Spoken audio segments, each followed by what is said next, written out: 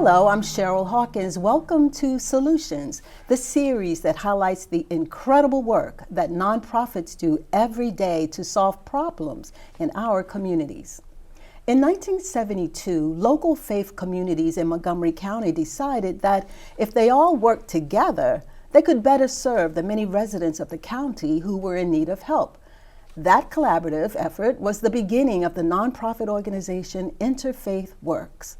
Today, Interfaith Works, a non-faith-based organization, meets the needs of emergency shelter, supportive housing, essential needs, and employment programs to over 35,000 residents in Montgomery County every year. Let's take a look at some of the work they do. By taking steps together with Interfaith Works today, you will help provide over 35,000 of our neighbors with access to vital services and a pathway to greater stability.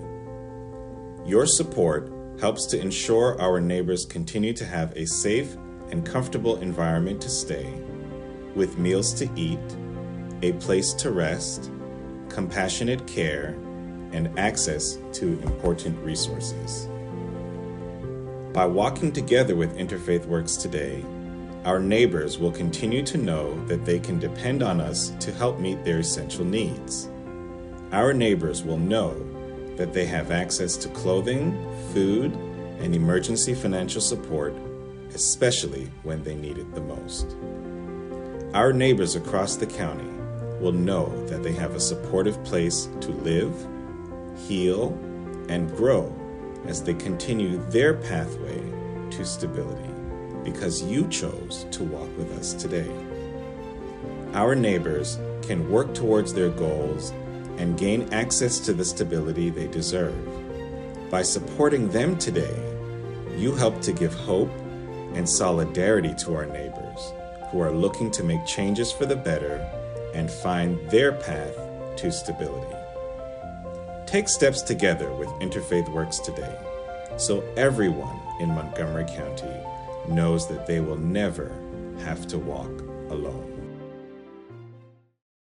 And now joining me in studio is Courtney Hall, Chief Executive Officer of Interfaith Works. Courtney, welcome to Solutions. Thank you, Cheryl. Thank you for being here. You're so quiet and humble, but you're doing mighty things in the community. Really nice to meet you. Same here, thank you. So let's start by talking about how the organization got started. Tell us a little bit more about the story. Sure, so as you mentioned, in 1972, a group of faith communities got together, people of faith, and saw the need that was existing in Montgomery County and knew that they had to do something to help. They didn't have much, so they didn't have the resources of the entire community, but they knew if they could pull together what they did have, they could begin making a difference. So they began by just distributing some emergency financial assistance and helping to meet the immediate needs that they saw. Okay, and then talk a little bit about the name of the organization. How does the name relate to the services that you offer residents? Sure, so I like to say that the word interfaith is probably one of the truest representations of our work. So we are not, as you mentioned, a faith-based organization, but we do see our connection with faith communities as our secret sauce. It's one of the things that I think makes us very special and frankly very effective. So we are then able to marshal the resources, the desire to help the community that exists within the faith community and many other organizations on behalf of the people who we serve in Montgomery County. How many faith-based organizations are collaborating on this effort right now? That number continues to change. At one time, that number was well above 200.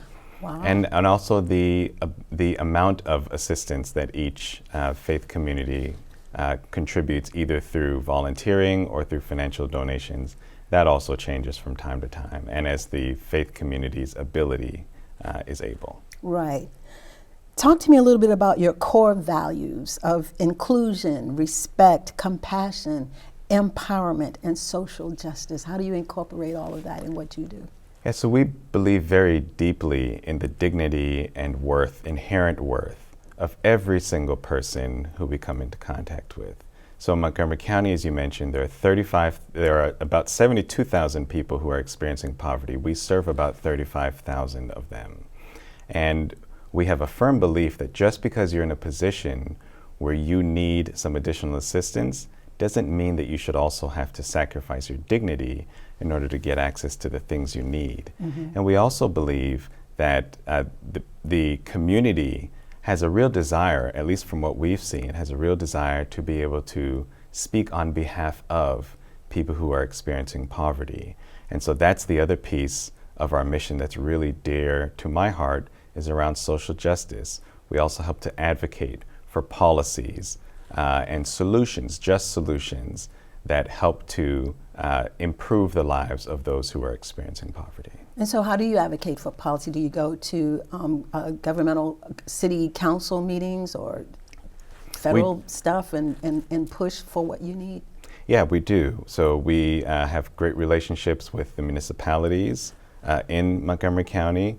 We have great relationships with our county elected officials, also with our state delegates, and also to a lesser extent, but still we do have really good relationships with those who are in federal elected office as well. And it is advocacy, and we also do a lot of education, because what we find is that people who are in elected office, they often have a deep desire to do something to help, but they may not necessarily know what the solutions are. And they count on us as their constituents and also as subject matter experts to tell them, here are some of the things that we're seeing, here are some solutions that we think could actually be very effective, and then they take it from there in helping to craft legislation and policies to address the matter.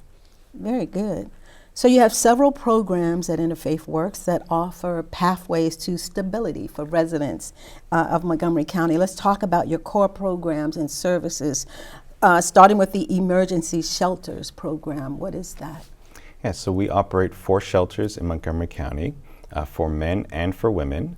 Some are co-ed, some are single gender as well. But we do that because as over the years, we have evolved as the need in the community has expressed itself. We also offer a variety of supportive housing programs so that people, as they're exiting shelter, they can have a safe place to land according to what their specific need is. And so those housing programs, are they for families as well or individuals? Some are for families. Many are for single individuals. There are other organizations that solely serve families who are experiencing homelessness.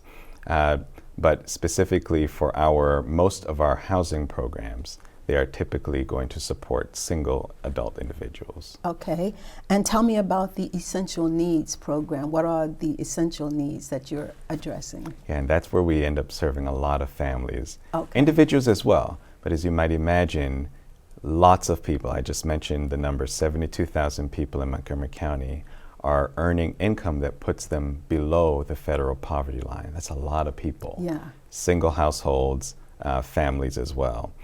So at the Essential Needs Center, we offer 3 basic buckets of services. So we have a clothing center where we clear about 900 pounds of goods every week that people are donating. We have our food pantry, and at the food pantry, people are coming to shop for all of your grocery essentials. And we try to set it up so it's exactly like a grocery store, so that people can have that experience as well. And then often we find that people who need food and need clothing may also have some trouble being able to pay their rent at the end of the month, or pay their utilities so that their lights remain on. And so we have emergency financial assistance that helps with that as well. And how does that work? Is that something they can apply for once in a period of time, or until you get your feet back on the ground? How does that work? Yeah, so for emergency financial assistance specifically, we allow people to receive assistance once a year. Okay. And that, while it's not the most ideal situation, it at least does provide some relief. Yeah. And then as we're working with folks, we help to connect them with any other resources in the community. We have lots of really good partnerships in the community. We're able to help them connect with other resources and have a conversation with them about what didn't go well this go round, and how perhaps some of the resources that we can connect them with might be able to help them avoid being in the same situation again. Right. You also offer vocational services. What are you offering there? Yeah, we're really proud of, I'm proud of all of our programs. I'll say that for the record. The job placement program, Vocational Services, is one that is actually very unique. So we target specifically not just people who are unemployed, but people who are also underemployed, meaning they are working, but they're not earning enough money, or they're not able to get enough hours, or perhaps they need to move into another vocation. But we specifically target people who have experienced chronic unemployment. And often what we find is that those people have not been successful in some of the more mainstream job placement resources, where you may have you may learn of a job that's out there, you sit in front of a computer and you do application. Typically we find that people need quite a bit of extra help. So we have a one-on-one coaching model that we use to directly help people not only get connected to employment, but also we help them to remove many of the barriers that might keep them from being able to keep that employment once they do receive a job. What kind of barriers are they facing to keep them from? Often people, so as they're applying for a job, something in their family may happen. Suddenly they are now at risk of experiencing homelessness because they thought they had enough to pay their rent, but suddenly they can't, or they can't pay their utilities, or they have applied for and have successfully secured a job, but that job requires a uniform that they have to pay for up front, or special footwear that they have to pay for.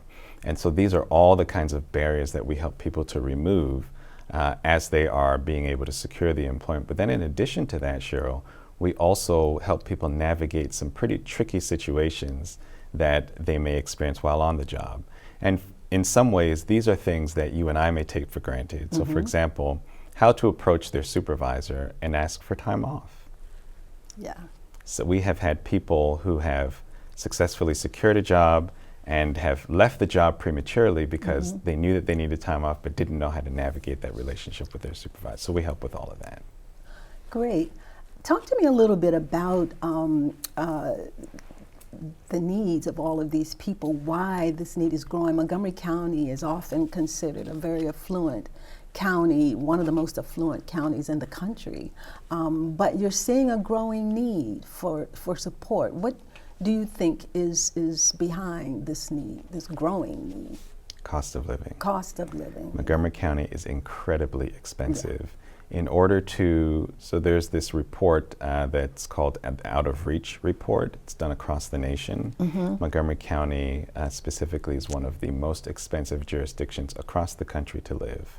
In order to live in Montgomery County, if you're earning minimum wage, which is already elevated when you think about the nation's minimum wage, you have to work, I think, 100 hours a week, a little over 100 hours a week, in order to afford basic sense of living, be able to afford the very basic 2-bedroom apartment, to be able to afford all the necessities that you need to support your family. So Montgomery County is incredibly expensive, and that is the main driver of homelessness and poverty that we're seeing in the county. I was going to ask you, how do you measure that you're being successful? But I think the more people that keep coming and you're able to help, do you have any other metrics in place that measures how successful you are? Absolutely. So I mentioned our vocational services program. So through that program, last year, the people who were employed earned over $2 million collectively in wages. And that's because the average wage that the people who go through our program are able to secure is significantly above Montgomery County's minimum wage. And so that's a measure of success. At the Essential Needs Center I mentioned earlier, we distributed over 4 million pounds of donated goods and clothing to hundreds of families. And then through the food pantry, we distributed 500,000 pounds of food. Through our shelters, we serve hundreds of people who are seeking shelter, particularly during the coldest months of the year, So between November and March, we really double up and ramp up our capacity just to make sure people are off of the street and they're not freezing to death, which is a very real reality. So those are the ways that we measure success. But even with all of that, Cheryl, we also know that with all of the services that we provide and all of the ways that we partner with other nonprofit organizations, it's not enough. Yeah, so talk about that briefly. How are you funded? And then your structure, your employee structure, who works there and how do you operate? Yeah, so we have about 200 employees at Interfaith Works, which sounds like a lot, and it is. But when you do the math between 200 employees and 35,000 people, you realize that that doesn't actually work. Right. So I mentioned earlier our secret sauce is our relationship with the faith community, but it's also the relationships that we form with over 7,000 volunteers who dedicate their time every single day, not all 7,000, but every single day we have volunteers coming to our sites who are interested in and who want to partner with us as we execute this work. And so I would say those are that's really the marker of success, the way that we're able to engage the community. Our funding, a significant portion of our funding comes from government sources, both federal, state, and local, so municipal and county. And then we also raise about $4 million each year to help to support our work. So as we close out, tell me what are your goals or one of your major goals for the future for Interfaith Works? Yeah, so I would like to see Interfaith Works continue to evolve as the need in the community evolves. That is something that really speaks back to our beginnings. We started in one way. We had a church model for shelter. We've evolved. We were distributing sandwiches. Now we have a food pantry. We learned of some of the other needs, and we have evolved to meet that need. So I'd like to continue to see that evolve, because as I think about the work that we have done over the last 53 years, the thing that really sticks out to me is the dignity, the respect, the way that we are committed, all of us, to really loving our neighbors, loving the people who we have the privilege of serving. And so I'd like to see Interfaith Works continue to double down on that. That's good stuff. Courtney, thank you so much for being with us on Solutions, and thank you for the work you're doing in the community. We're going to take a short break, and when we come back, I'll be joined by Rosalind Roberts, Director of Faith and Community Partnerships at Interfaith Works. Stay with us. We'll be right back with more Solutions.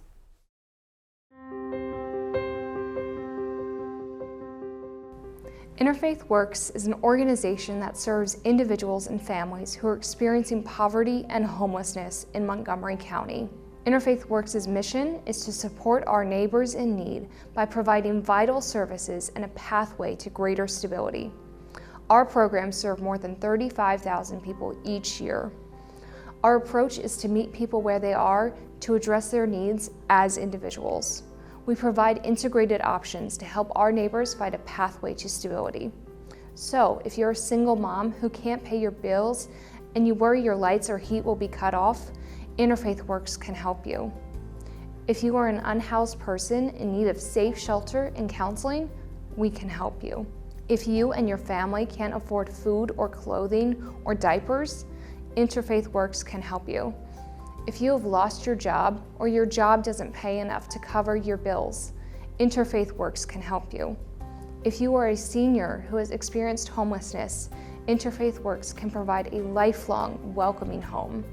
But we can't provide all of these solutions without help from you, our volunteers, and other partners who are our lifeblood. We hope you will consider partnering with Interfaith Works. Join us and help our neighbors find a pathway to stability.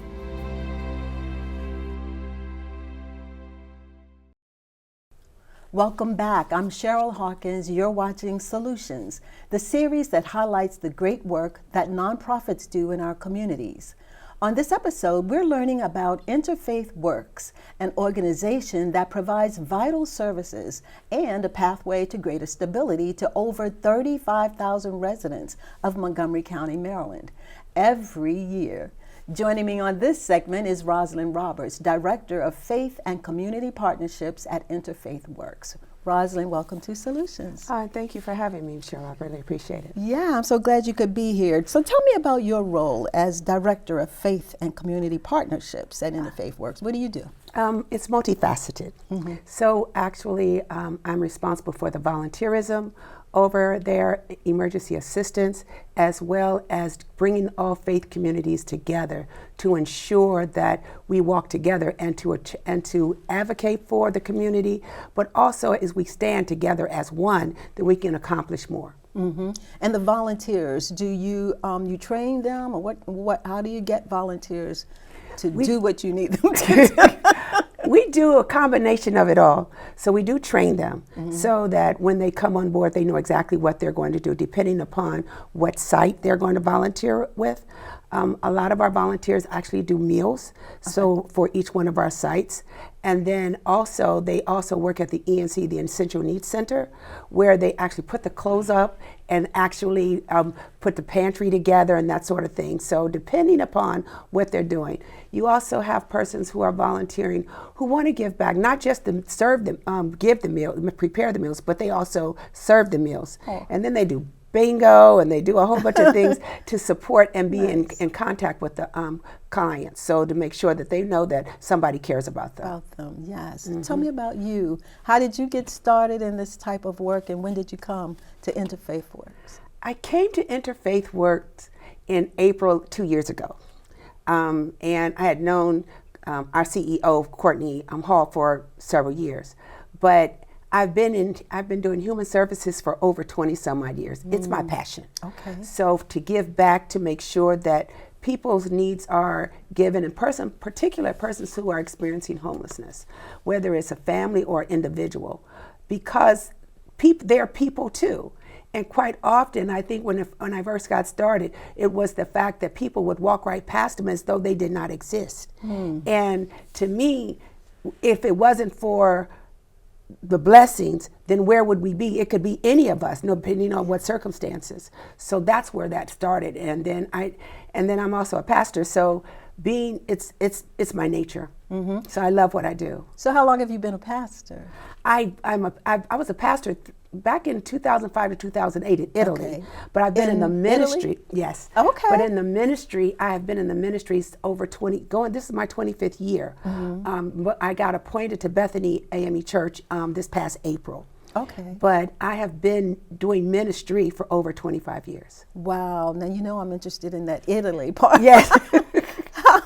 Why were you there? My husband, who is now deceased, we were stationed over there, and I became the pastor. The Navy asked me to pastor because no one was going to church, so that's what an experience. It was amazing. Your life sounds amazing. Yeah.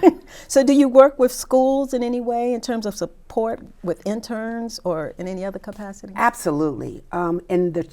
With not just the faith community, but the schools as well. The children need their SSL hours. So we are certified. And for the audience who may not know, SSL is that's the community service hours that they need to do. Yeah. So what happens is that they are coming. If you're under 16, you need to bring a parent or an adult with you. But other than that, they actually come. They prepare the meals.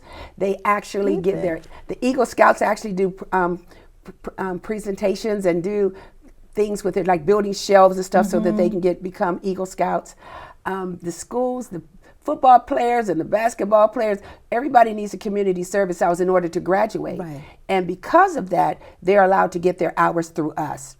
One of the things that across the nation, about 1,000 kids in the community actually do not graduate because they don't have their hours.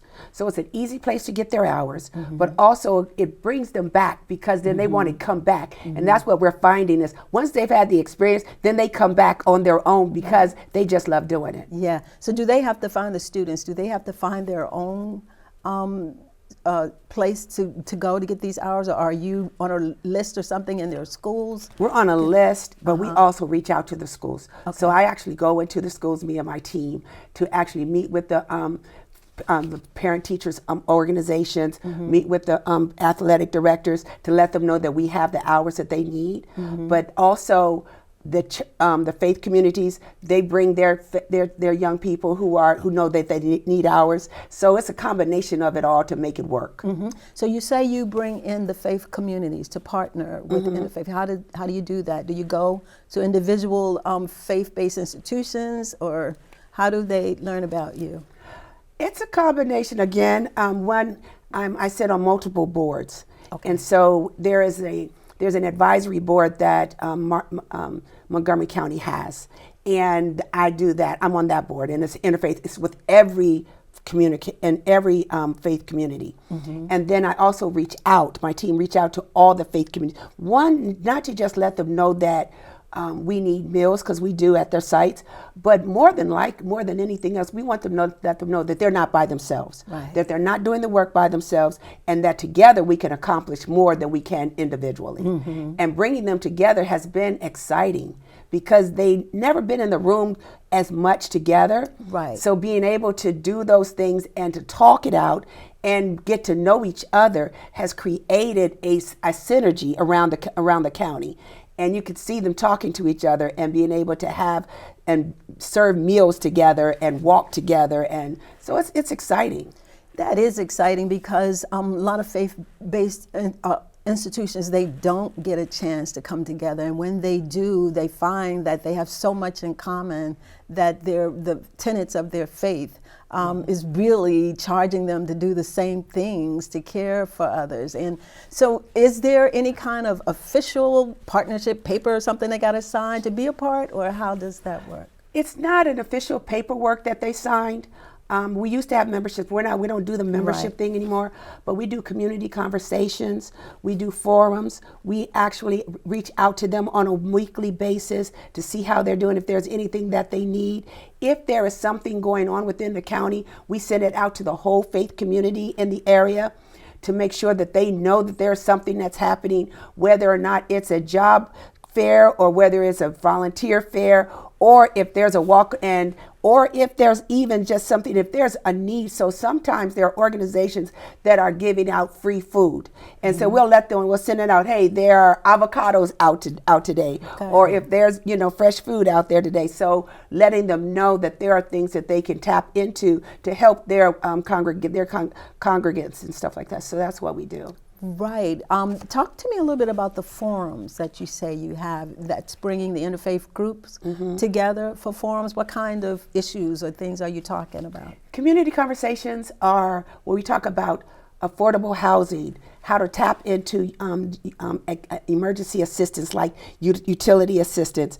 How do I tap into getting to know if there's medical assistance that needs to happen? Where can I find free medical assistance when need be? And then you also we have a forum that happens in March where we talk about all of it together. Sustainability, how do we partner together? How do we stand together? And then asking them what are their needs? And so then we can meet the needs of those persons, putting them in contact with those persons within the community who are the expert matters. So those things move together, and it actually causes those people to be excited about it. Quite often they will come in, they will call and say, can you speak on this? And I'll go out and speak, or some of my team. We do tabling events. So we let people know that what's happening out there, like the Juneteenth event that we just did. So there's so much that's out there that's happening in Montgomery County. So we keep it moving like that so that people know. And then also it puts us on the map so that when we need, like right now we need meals at the sites. And what does that look like? So that's prepared meals, so that we can serve the persons 3 meals a day, so that they know that somebody loves them, somebody cares about them, and that's what we're doing. So tell me about the food that you serve. Are the people coming to your site, or are you taking it to the housing locations that you have? How does the food get to them? Actually, the volunteers actually do. It's a combination of what it does is that some people prepare the meals and bring it to the sites. Some people order food and bring it to them, but a lot of times they want to serve it. And so they come in and serve and then do bingo or something like that with them to have them contact with the clients. And then sometimes they will send it. They'll prepare it in pans and freeze it so that they can have it as a gap meal. So Okay. say, for instance, if somebody forgets, like a volunteer person, we have what is called Sign Up Genius. And people sign up and they say what day they're going to bring a meal, what meal it's going to be, whether it's going to be breakfast, lunch, or dinner. And so with that, when that happens, somebody may forget that they signed up 3 months ago.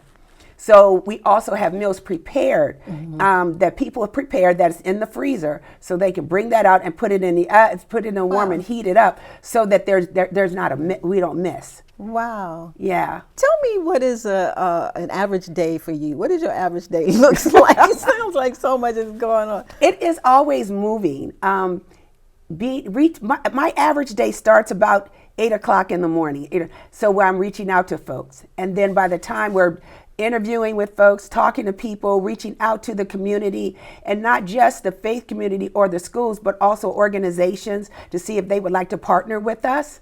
And then after that, and after we've done all that and preparing for any events that are going on, then I wind it down about 7 or something like that, but it's not because it's required. Right. It's just that it's my passion. So I love doing it. That. So your smile is infectious. thank you. I see you love what you're doing. I do. So do you have a success story or some story that touches your heart when you think about the work you're doing? I do. Someone once told me, we see a lot of things happening, but there was an event where several years ago, there was a snowstorm. And we had a lady in the shelter that was pregnant, and she was close to birth, right? So the one thing that happened was, because the volunteers were unsure whether or not they were going to be able to get to the sites to serve and to prepare them, but they were able to do so. But during that period of time, next thing you know, the ambulance are coming because the lady is she's in labor. Wow. Ambulance come, she gives birth, and they take her to the hospital, and she gives birth to a beautiful baby boy, for I believe it's a baby boy. But what happened was, the lady said, one thing about it is, what would have happened if she had not been in Interfaith Works? What if she didn't have a bed, or somebody didn't care? What if Interfaith Works didn't exist? And that's the one thing I look back and I say, Interfaith works because the staff really cares. Interfaith works because we're there every day, 7 days a week, 24 hours a day, doing something to help somebody else. And that's what makes me smile, but it also it warms my heart to know that there's somebody out there that genuinely cares, whether rain, snow, hail, sleet, or whatever it is, that actually provides services to the people to make sure that everything they need, and while we're fighting for it, we're doing it, and we're making sure that it happens. So that's what makes it happen for me. Great story, Rosalind. Thank you so much for being here on Solutions. Thank you for what you're doing. I think it's, you're being obedient, and you're doing what you're called to do. And thank you for having us. I really appreciate it. You're welcome. Again, I'd like to thank Courtney Hall, Chief Executive Officer, and Rosalind Roberts, Director of Faith and Community Partnerships at Interfaith Works, for being my guests on this episode of Solutions. If you'd like more information about Interfaith Works, you can visit their website at iworksmc.org, or you can email them at info@iworksmc.org. You can also connect with them on their social media platforms on Facebook, Instagram, LinkedIn, and YouTube, or you can just call them at 301-762-8682. I'm Cheryl Hawkins. Thanks for watching, and see you next time for more Solutions.